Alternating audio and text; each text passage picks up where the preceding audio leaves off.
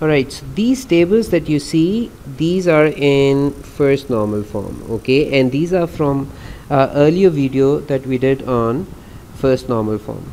Okay, now we want to check if these tables are in second normal form or not. One thing you should know is that if a table has a single primary key, like the booking table has only one field, booking ID for the primary key, then such a table is already in second normal form, because this has a single field for the primary key. However, a table like band booking, which has a compound primary key, needs to be checked if it is in second normal form. So we are only going to be checking tables that have compound primary keys for second normal form. Tables with single primary keys do not need to be checked. Alright, so what's the rule? And the rule is that for a table to be in second normal form, all the non-key attributes in the table, all the non-key attributes must be dependent on the entire compound primary key. So let me explain that. Number of members is a non-key attribute. So this is a non-key attribute, and also headlining is also a non-key attribute, right? And booking ID and band name are basically attributes that are part of the compound primary key. So these two are the non-key attributes. So what we will be doing is that we will be checking one by one. We will check number of members and see if it is dependent on band name alone. Okay, we will check if it is dependent on band name alone, and then we'll check number of members and check if it is dependent on booking ID alone. Okay, and I'm saying alone, right? And then we'll check headlining to see if it is dependent on band name alone, and then we'll check headlining to see if it is dependent on booking ID alone. So we'll be doing 4 different checks, right? Each time we'll be taking a non-key attribute and we'll be checking if it is dependent on only one attribute of the compound primary key. Okay, and for example, if this turns out to be not dependent, right? If this one turns out to be not dependent and this one turns out to be dependent, when we do the checks, if this one turns out to be dependent and if this one turns out to be non-dependent, right, and this one also turns out to be non-dependent, then we'll say that this table is not in second normal form. It is not in second normal form, and it is not in second normal form because of this dependence. This one, there is a dependency. A non-key attribute is dependent on only one of the only one of the attributes of the compound primary key. Alright, so let's start doing our checks. Okay, so we are first going to check that the non-key attribute number of members, right, is this dependent on the booking ID? Is this dependent on the booking ID? Now there are 2 ways that we can do this. We can do this logically. Logically thinking, can the booking ID of an event ever have anything to do with the number of people that are working in a musical band? And the answer obviously is no. So logically we can identify that there is no dependency. The second way that we can determine this is by looking at the entries in the table. So consider a value of booking ID. For example, consider 107, right? 107. We can see that 107 is listed in 4 records, right? And for each of these records we have a corresponding value of number of members. So it's not like this. It's not as if 107 always returns the same value for the number of members, right? So this is not true. In fact, when we take a look, 107 can return the value 3, it can also return the value 4, So in different records we'll find that there are different values, right? So they are not the same values, they are different values. In this case, because for booking ID 107 we found that the number of members could be 3, they could also be 4, they could also be 5. So there is no same value, no fixed value that is getting returned. So there is no dependency. There is no dependency in this case. So we have done one of our checks and we've established that there is no dependency. Let us now check the non-key attribute number of members and see if it is dependent on the band name. Okay. Let's consider the entries first. Let me give you let's consider a band name called Buzz, right? This band name Buzz appears in 3 records, right? This appears in 3 records, and for each one of these records the corresponding value is the same. It is 5 everywhere. So which means what?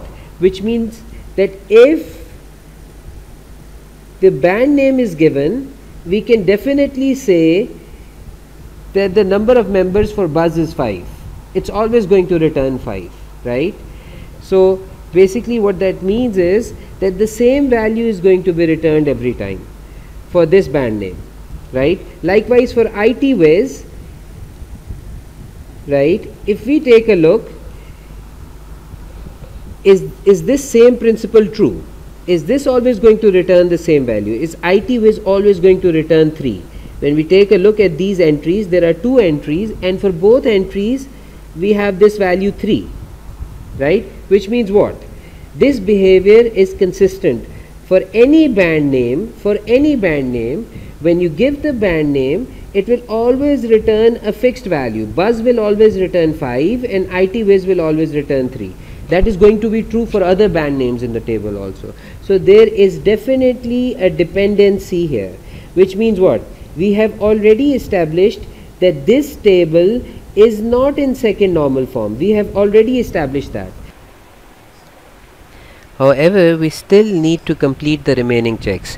We still need to check that the headlining field, which is a non-key attribute, this attribute, is it dependent on the booking ID, right? Is it dependent on booking ID alone? For example, let's consider the value 107 for booking ID 107. We can see there are 4 different entries here for 107, and the corresponding value of headlining are N, Y, N, N, which means if I give you the booking ID 107, you'll find 4 records, and you'll find that the value is not the same across all the records. We can see that there is a value Y here also, which means what? Which means there is no dependency here. There is no dependency here. Okay. If we check for 106, right, we'll find that for 106 we have these 2 records, right, and the values are N and Y. Once again, there is no dependency here.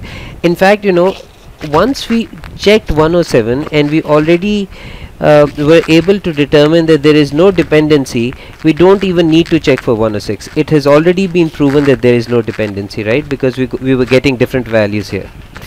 Okay. Now we need to apply the final check. The non-key attribute headlining, is it dependent on the band name? That's what we need to check. Okay.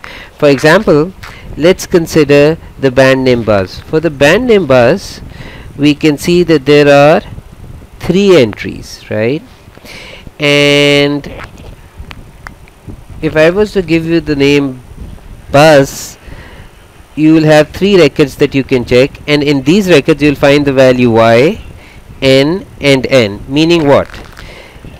For the 3 records that Buzz is a part of, right, for these 3 records you will get different values of headlining, which means what? There is no dependency.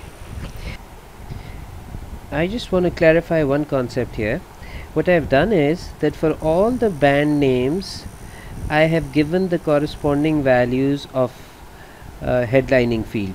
As we can see here, this seems to suggest there is dependency. This also seems to suggest there is dependency. this also seems to suggest there is dependency, because these are all returning the same values, right? IT Viz for both records is N, Jupyter for both records is N, and Hush for both records is Y. So these would suggest that there is dependency. But if we take a look at Buzz, this shows that there is no dependency, because one of the cases, because this is showing that there is no dependency, therefore we will consider that there is actually no dependency between the headlining and the band name field, which means what? Headlining is not dependent on the band name field, simply because Buzz was showing values that were different from one another. Okay, so you're going to ignore this, right? This basically means that there is no dependency. Alright, finally, having checked all the non-key attributes for dependency, we have found that number of members is dependent on the band name. So now we have to apply second normal form, and for that we are going to remove number of members from the band booking table, right? And because number of members is dependent on band name, we are going to create a new table which is going to have both of these fields. Okay, so we're going to create a new table which is going to have both of these fields, because number of members is dependent on band name. And that is what we've done here. We have split this into two parts, right? This is one table, this is the new table, we've called it the band table, and this is the original band booking table. And you can see that we have removed the number of members field from this table, right? So this is the design. We've broken this table into two parts. Remember, that is what normalization is all about. We break tables based on certain rules, and this time the rule was that we were going to check for non-key attributes and their dependency on the compound primary key. Okay, so now both of these tables are in second normal form. Both of these tables are in second normal form, and you can also see that these tables are linked. This primary key, which is the band name, right, assuming that band names are always going to be unique, right? So we can't have two bands with the same name. Band name is the primary key for this table. This primary key, band name, is the foreign key here. So this is the foreign key in this table. So basically these two tables are linked. So this is how we apply second normal form. Alright, so this is the final result. So these were the tables that we had at the beginning. You know, both of these tables were in first normal form, and then we applied the second normal form, and now we have these three tables, and all of these tables are in second normal form.